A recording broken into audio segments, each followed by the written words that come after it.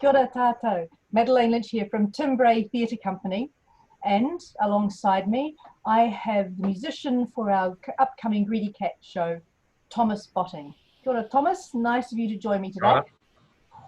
Thanks for having me. That's okay. So you are actually in lunch break from rehearsals currently, I believe. That's right, yep, third day in at the moment. So yeah, it's all going, it seems to be moving pretty quickly, which is good, yeah.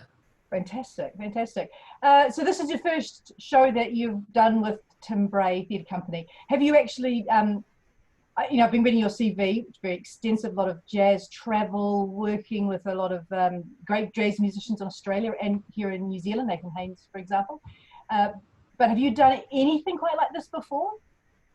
I have done a few theatre shows in the past. I worked on High School Musical with the Youth Theatre Company many years ago. Mm-hmm. And apart from that, like the most kind of theatre-y kind of stuff I've done has generally, I worked on cruise ships for a little bit. But yeah, nothing so kind of, it looks just really geared towards inclusivity of all kids and stuff, which seems like a really great thing that yeah, because musician with Tim's shows, the musician is kind of one of the characters. It's really part of the cast. Yeah, that's what so I'm just trying to find that where I sit with everyone, and yeah, we're working out a few kind of cool ways of me being part of the thing without stealing too much limelight. So you are a multi-instrumentalist. Yes. Run down a list of instruments you can play. Well, I mean, for instance, so far in this show, I'm playing double bass, guitar, banjo, mandolin, accordion, and trumpet. I have a few others. I also play piano and drums, and I'm also singing, obviously, too. I play a bit of Irish flute and tin whistle and stuff as well. Wow. Yeah, so that's... Wow. Did you train specifically in one instrument when you were, doing tertiary studies?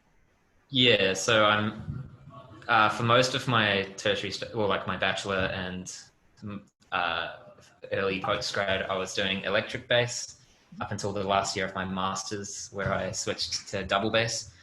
And then I've just finished up a PhD last year from the Sydney Conservatorium on double bass as well. So double bass is my main instrument. Like that's what I've been doing for a job the last 8 years in Sydney.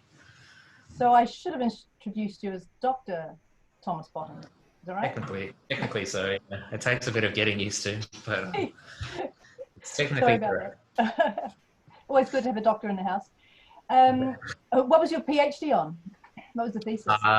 Not to go too deeply into it, but it's sort of solo double bass composition and improvisation using extended techniques and preparations and stuff like that.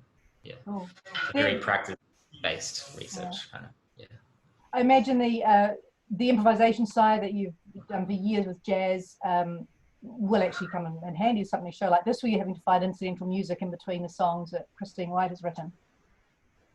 Yeah, it definitely, it also just helps because I'm creating the incidental music and stuff like that on the fly as well as that kind of acting, and I'm just trying to figure out on the fly like moves and textures and stuff that complement what's going on. Is most of your composition that you have done, is it, by score, or is it all sort of improv and, in your head? Normally a bit of both. So normally it's about composing frameworks for improvisation has been my main thing. Yeah. Good. So there'll be a bit of composed material, and then there'll be space to improvise around that. Mm-hmm. Yeah. And do you mostly work with your own compositions, or are you, not at all, no. Most of the last 8 years anyway, there's just been so much work in Sydney just playing other people's stuff or jazz standard material and stuff like that. It's a classic bass player kind of thing. It's not getting as much time as you would like to focus on your own music because everyone else needs a bass player. Right. But the last few months that I've come back here through lockdown and then post that has really forced me to just not force me, but like I've had that time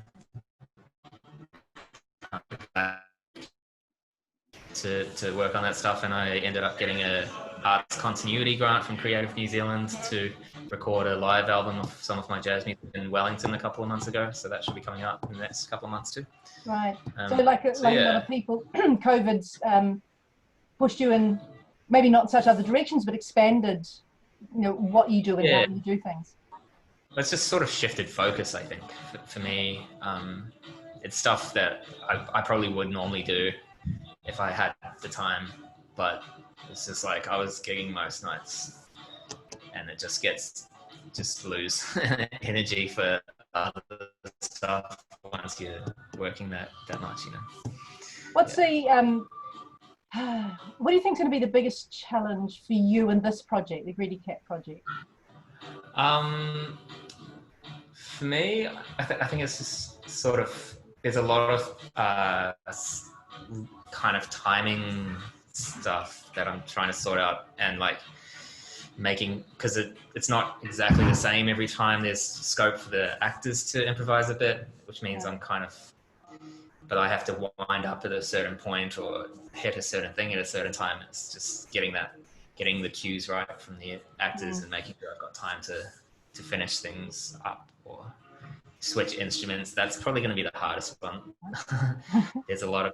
There's especially one scene where I'm like changing instrument every kind of couple of minutes with almost no time to spare. So yeah, well, that's talent for you, isn't it? It's a rod for your own back, really, being a multi-instrumentalist. Yeah, but if I hadn't brought so many instruments to the rehearsals, I probably wouldn't be in this position. You've done some teaching as well. Have you worked with sort of the younger age group and teaching music at all? I've done a little bit, yeah. I did quite a lot of teaching before I moved to Australia. But in Australia, I didn't need to so much. It's normally like a supplementary thing, I think, for most musicians.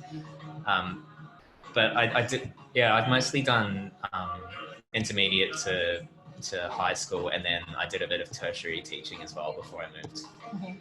And where did your musical journey start? You know, where did you start learning? Was there music in the family, or are you an outlier? I started learning piano when I was 3 or 4, something like that. My dad's a music teacher, and my mum was a musician as well, and they met playing music together, and all my dad's brothers and my mum's brothers and sisters, and like they were all kind of playing in the same brass band. So that's where I kind of got into it, and I don't know, it's been a weird snaking journey since then. Like jazz double bass is probably the last place I would have thought I'd end up when I was younger. But yeah, it's all about the journey. And what is it about your music, or about jazz, that sort of, you know, keeps you on this sort of path of, you know, trying to make a living out of an art, out of performing arts? Yeah, I think for me it's the flexibility, and every show is different. Every time you play the same song is different. There's like all this room to move and to change things and explore new things, and as you progress as a musician as well, you can bring more stuff into it. Yeah. What do you think about, you know, what is it about music that captures people? Like, is it, might be a bit of an odd esoteric question, but is it sort of rhythm, or is it melody that at the core sort of captures people when they listen to music? I mean, most of the time I would say it's a combination of both, sort of weighted in different ways. I'm certainly very melody centric, which is kind of strange for a bass player, but that's what I think about. I think because it's like, it's the foil to what I'm doing. It's the relationship between the bed, like that's what I see the bass as being. The relationship between that and the melody is what really interests me. But yeah, but rhythm obviously is a really important thing in heaps of cultures around the world as well. Yeah. As like a communication tool or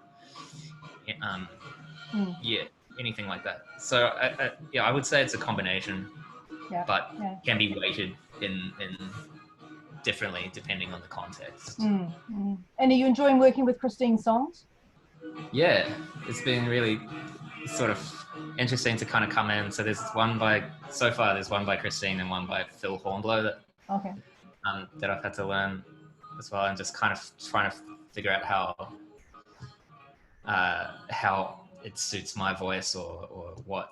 And obviously, like the tracks that I was given were like full band things, and I'm paired back to one person and trying to decide on instrumentation or yeah, it's a really interesting exercise because they're not, obviously I would write a song differently than that, but trying to put my own thing on it while still respecting what those guys have done, because it's really great writing. Yeah, good. Oh well, I'm looking forward to hearing what you bringing into the show. Fingers crossed that our levels allow us to be doing this live for our audience. But anyway, I better let you get back to rehearsal. So thanks, Tom, for joining me, and best of luck for the rest of the rehearsals and the performances. Thank you. Great. Thanks for joining me.